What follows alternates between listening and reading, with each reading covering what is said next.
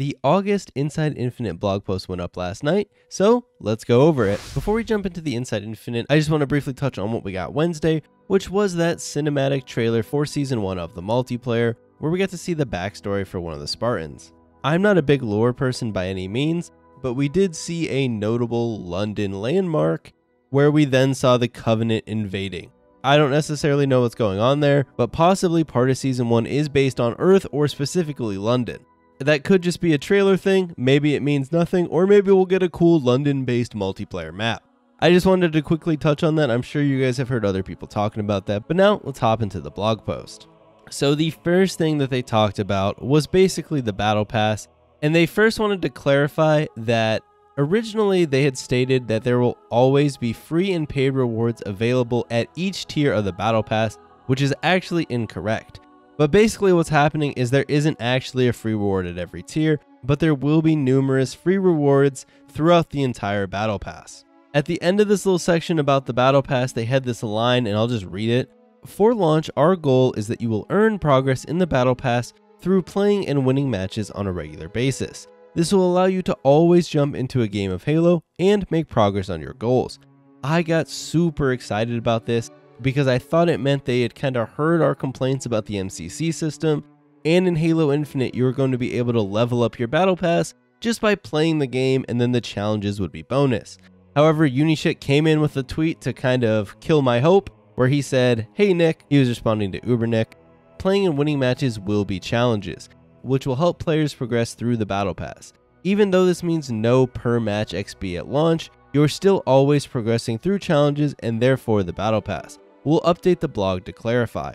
This is a huge bummer to me, because if you play MCC today, it sucks. You have to constantly do these different weekly challenges to make any progress. You can't just play the game and progress, which is a huge bummer. The way I think it should be done, you should just have per match experience, and then you have challenges which give a good amount of bonus experience to incentivize people to do the challenges, but not to force them into doing the challenges, which is the current system. One thing that I absolutely hate about this system, especially in MCC, because we haven't seen Infinites in full action, is that it forces me to do a bunch of stuff that I don't care about. I don't want to play Firefight every week. I don't want to do campaign missions every week. I don't even want to play specific types of multiplayer game modes every week. I just want to play what I enjoy and what I have fun playing, and I want to make progress on my Battle Pass while I'm doing that. That's how it works in most other video games, and I was really hoping that 343 was going to listen to our complaints about MCC and make that change for Infinite. They have not, and this is a huge bummer to me. Maybe they'll change their mind in the future, but I do think this actually will turn off players. It's not the biggest deal in the world, but not being able to just progress your Battle Pass and unlock cosmetics and everything, playing the game the way you want to play it, is a bummer. You'll now be forced, just like in MCC, to complete all these different challenges if you want to get all the way through the Battle Pass, and that's just unfortunate. Moving on, there was the Better Together section, which talked about a lot of multiplayer things. So first they talked about their 3 main multiplayer pillars for Halo Infinite's design. The first one is that the player Spartan is Halo canon. They want us to feel invested in our Spartans, and part of that is making them be part of the bigger Halo universe. They said that this has led to the world wanting to feel more grounded to reduce the gaminess without compromising gameplay. I don't really know what this means, other than we'll probably see our multiplayer do lore related things.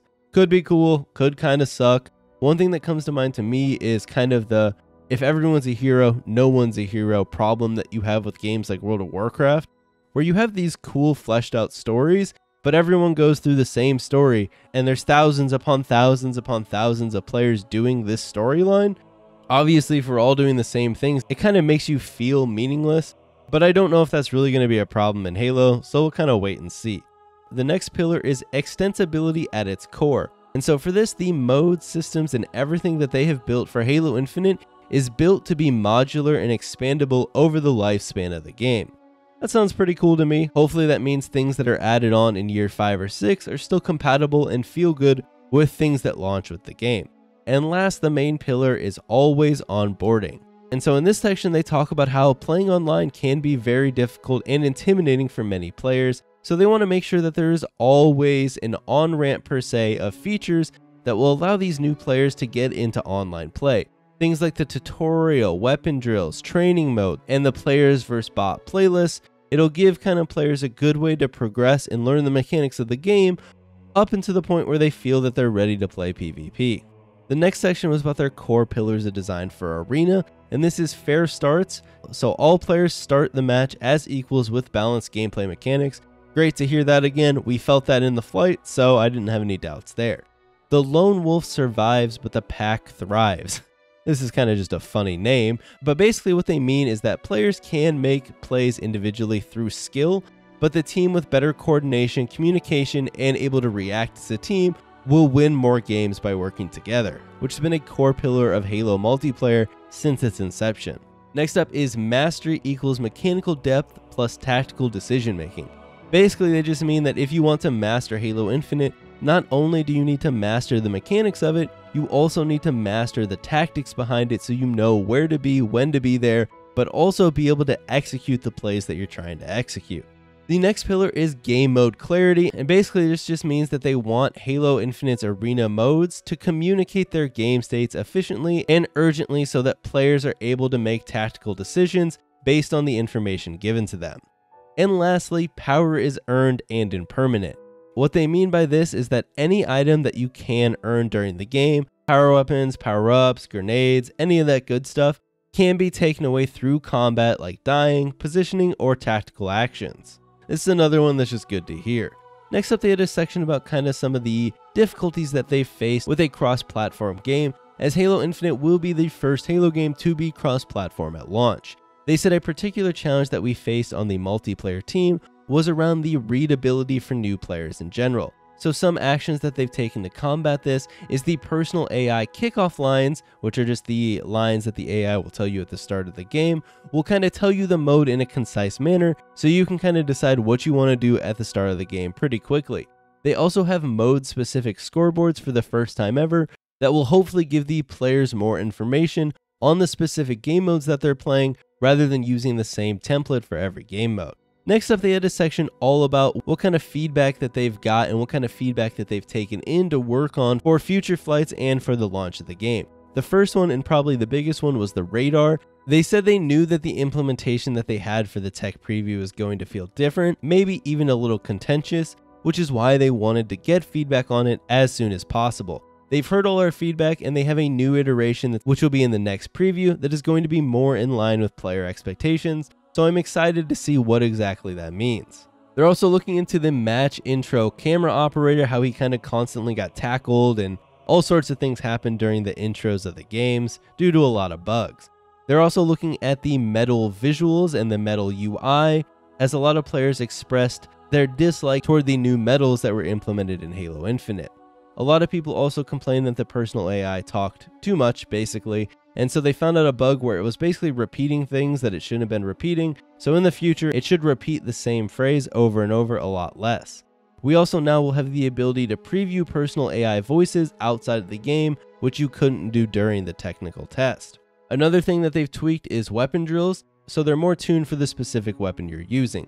For example, with the Bulldog weapon drills, a lot of times you were shooting way past its desired range, and so they tweak that so a majority of the time you'll be shooting those bots in the weapon drills at the optimal range of those weapons so you can practice using them.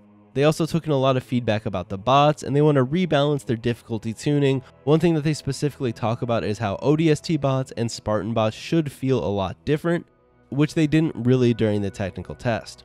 They're also improving how well the bots prioritize contesting powerful weapons on the map, along with trying to get them to feel less predictable off spawn so they don't just run in a pack toward one specific weapon or one specific power-up at basically the start of every game.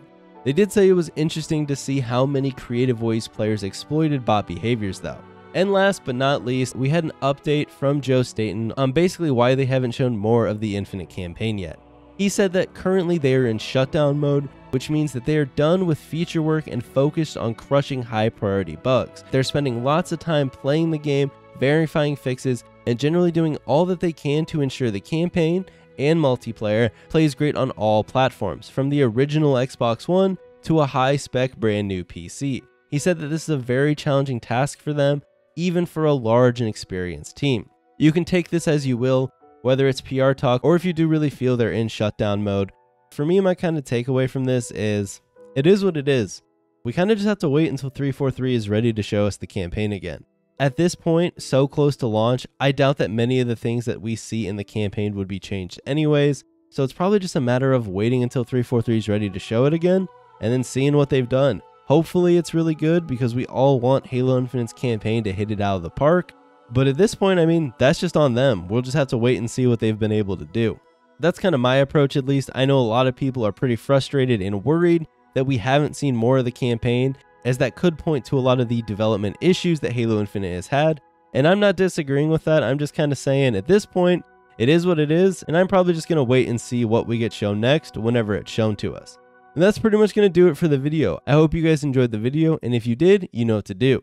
Make sure you guys follow me over on Twitter, Twitch, Instagram, all that good stuff, and I'll see you all next time.